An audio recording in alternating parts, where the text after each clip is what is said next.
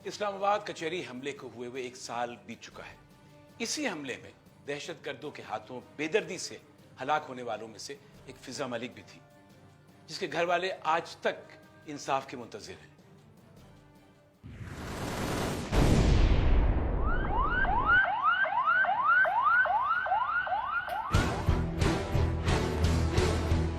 मार्च 2015 इस्लामाबाद कचहरी पर दहशतगर्दी के नतीजे में टूटने वाली कयामत को एक साल मुकम्मल हो गया। हमले में शहीद होने वाले अफराद के इसाले सवाब के लिए कुरान खानी के मौका पर वकला और लवाहिकीन अभी तक इंसाफ ना मिलने पर नाला नजर आते हैं। पाकिस्तान बार कौंसिल की अपील पर यौम सोग भी मनाया गया।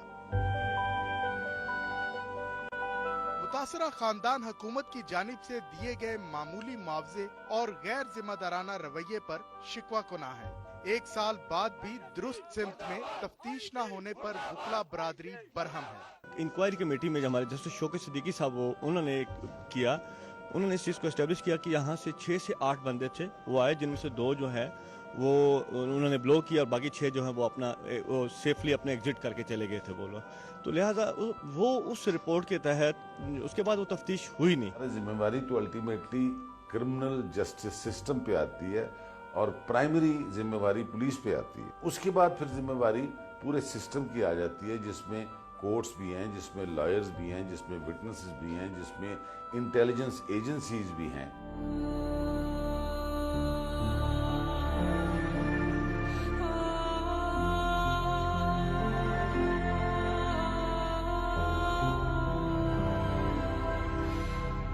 लंदन से कानून की तालीम याफ्ता 2 भाइयों की अकलौती बहन और वालदैन की लाडली बदकिस्मत फिजा मलिक ने सानहा से 3 माह कबल ही इस्लामाबाद कचहरी में प्रैक्टिस शुरू की थी। बहुत कम लोगों में इतनी एज में 23 साल की उम्र में इतना लीगल लेवल एक्सपर्टीज होती हैं, और वो काम करने की जो जस्तजू थी उसमें कि मैं बहुत मेहनत से उसने काम करना, और अल्लाह उसकी मग़फ़िरत करे, अगर वो होती तो डेफिनेटली वो बहुत आगे तक जाती। आम आदमी को इंसाफ दिलवाने का जज्बा फिजा मलिक को पाकिस्तान खींच लाया।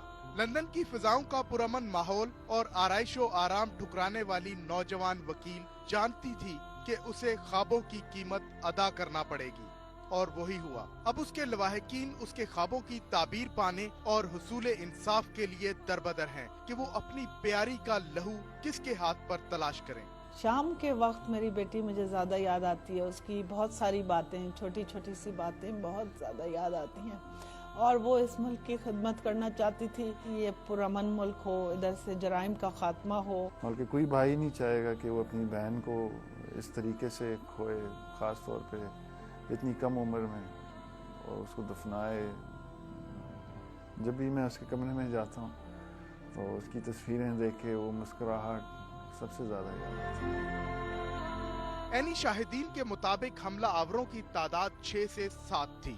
इस सानहा में फिजा मलिक और एडिशनल सेशन जज रफाकत आवान समेत 1 दर्जन से जायद अफराद जान से गए, जबकि 25 से जायद जख्मी हुए। फिजा मलिक के वालिद नसरुल्लाह मलिक अपनी अकलौती बेटी के लिए इंसाफ हासिल न कर सके, और इसी गम ने उनकी जिंदगी का चिराग गुल कर दिया। कौन समझाए इनको? ये भी जो मारने वाले हैं ये भी किसी के बच्चे हैं, इनको ख्याल नहीं आता। Adorable, nice kid and great human being. उनको काफी परेशानी और गम था कि बेटी शहीद हुई है, तो वो यही कहते थे कि यहाँ पे इंसाफ नहीं मिला उसको। जब तक I will not gate justice for my daughter, मैं तो कहीं नहीं जा रहा। कोई हफ्ता रहता था साल होने में फिजा के, सानिया के, and he had passed away. एक दिन, एक लम्हा नहीं गुजरता जब उसकी याद दिल को वो नहीं करती। बहुत मुश्किल है ये। उसी की याद में हमारे वालिद साहब भी चले गए, फिजा के अब्बू।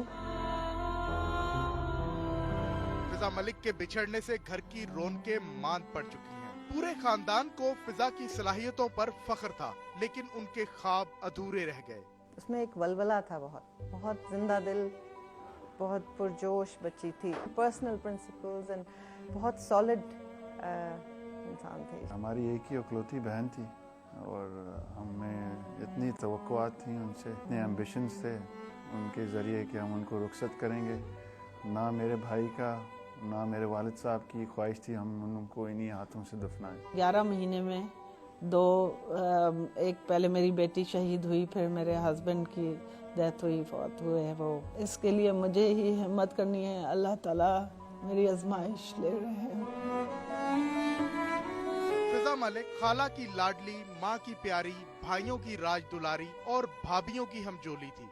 खानदान का हर फर्द उसे याद करके आबदीदा हो जाता है। अपनी सगी बेटी और उसमें कोई फर्क नहीं और उतना ही प्यार था। थी तो वो मेरी नंद, लेकिन हम लोग बहनों की तरह थे। कहीं भी साथ जाना, कुछ होना तो वो मुझे ले जाना कि चलो तुम मेरे साथ चलो। फिजा के बड़े भाई साद मलिक ने फिजा को इंसाफ दिलवाने के लिए वालिद का मिशन आगे बढ़ाया, मगर गुजरते वक्त के साथ साद मलिक भी मायूस नजर आते हैं। बिल्कुल लो लेवल पे तफ्तीश हुई है कि एक ASI या एक शायद सब इंस्पेक्टर ने की हो, लेकिन हायर लेवल में कोई तफ्तीश नहीं। और अगर है भी तफ्तीश तो उसकी किसी को उसका सच्चाई के बारे में नहीं मालूम। हमने जो वहाँ स्टेटमेंट ली, फिर हमने उन्हें सब स्टेटमेंट को जमा किया तो तकरीबन 6 से 7 बंदे वो बनते थे, दहशतगर्द जो थे। हमने वही स्टेटमेंट पुलिस को दी, उन्होंने वो अपनी फाइल का हिस्सा बनाया। लेकिन बदकिस्मती से इस मुकदमे में मुझे इंतहाई अफसोस के साथ कहना पड़ा कि किसी ने भी सीरियसली कोई तफ्तीश नहीं की। वुकला का कहना है कि 14 अफराद की जान लेने वाले मुकदमे की तफ्तीश जूनियर अफसरान के हवाले करना ही इंसाफ का कत्ल है। 4-6 अगर यहाँ मूव कर रहे थे तो उनके पीछे कुछ गाड़ियों में बैठे हुए थे जो उनको बैकअप दे रहे थे, जिनके साथ वो दोबारा फरार होकर भाग गए हैं। और हमारी ये मरगला थाना साथ है, तकरीबन पौने घंटे 1 घंटे के बाद वहाँ की पुलिस यहाँ आ रही है। क्या वजह आखिर? क्या प्री प्लान नहीं था? क्या उनको पता नहीं था इस बात का?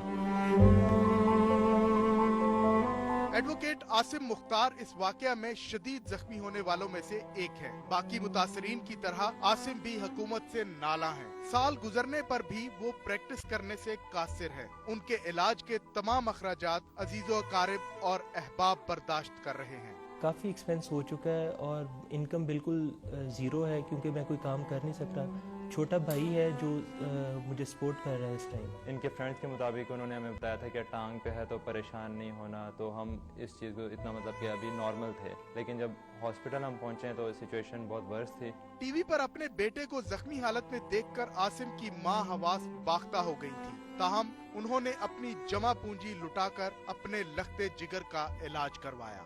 जहाँ टीवी में मैंने कहा इसकी मतलब वीडियो चल रही थी, आसिम पहचाना गया था हमसे। बहुत ज्यादा टेंशन हुई, जिस तरह आप समझें कि पाँव के नीचे से जमीन ही निकल जाती, हद दर्जा टेंशन हुई थी इस चीज़ की। शुरू में गए हैं तो उन्होंने मुझे ब्लैक पेशेंट डिक्लेयर कर दिया था और ट्रीटमेंट उन्होंने मेरा नहीं किया था। कचहरी सानिया के चंद रोज तक तो सिक्योरिटी इदारों और हुकूमती दौड़ धूप के बायस सिक्योरिटी हाई अलर्ट रही, मगर फिर वही ठाक के 3 पात।